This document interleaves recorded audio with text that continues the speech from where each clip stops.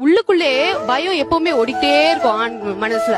ஏன்னா என்ன பண்ண போறோம், அடுத்து என்ன ஆக போகுது, நம்ம லைஃப்ல நம்ம கூட ஒரு ஒரு பொண்ணு இருக்கு, நம்மளுக்கு ஒரு குழந்தை இருக்கு, வாழ்க்கையில எப்படி வீடு கட்டுறோமா, அது பண்றோமா, பணம் பத்துமா, இப்படின்ற ஒரு பயத்திலேயே அவன் ஸ்ட்ரெஸ் ஆகுறான். அவங்க எந்த ஒரு விஷயமா இருந்தாலும் இமோஷன் ஆகக்கூடியது அவங்களுக்கு தான்.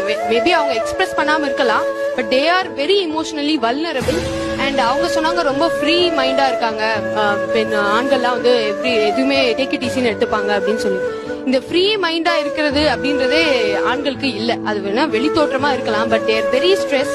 ஆரம்ப கட்டத்துல அவன் ஜாலியா தான் இருக்கான், அவனுக்கு இந்த பயம்லாம் கிடையாது.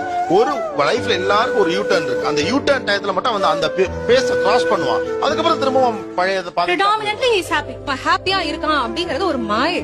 அவன் ஹாப்பியா தன்னை காமிச்சுக்கிறான், அவன் ஹாப்பியா தன்னை ப்ரொஜெக்ட் பண்ணிக்கிறான். அத நம்ம மாஸ்க் என்ன வேணா சொல்லலாம். இப்ப எனக்கு என்னன்னா, என் மூட் அவுட் அப்படின்னா என்னால 5 hours வரை அந்த மூட் அவுட்ல நான் இருக்க முடியும். I personally feel man knows the art of living, the temporary living. அந்த ஆர்ட் ஆஃப் டெம்பரரி லிவிங் ஆணுக்கு பெண்ணை விட ஹி இஸ் பிளஸ்ட் அப்படின்னு நினைக்கிறேன். இப்ப இங்க இருக்கும்போது ஒரு ஸ்ட்ரெஸ் இருக்கும், இங்க இருந்து இங்க இறங்கின உடனே அவன் அந்த ஸ்டேஜ்ல என்னவோ, it doesn't mean that he let out everything and he just moving on to a new thing.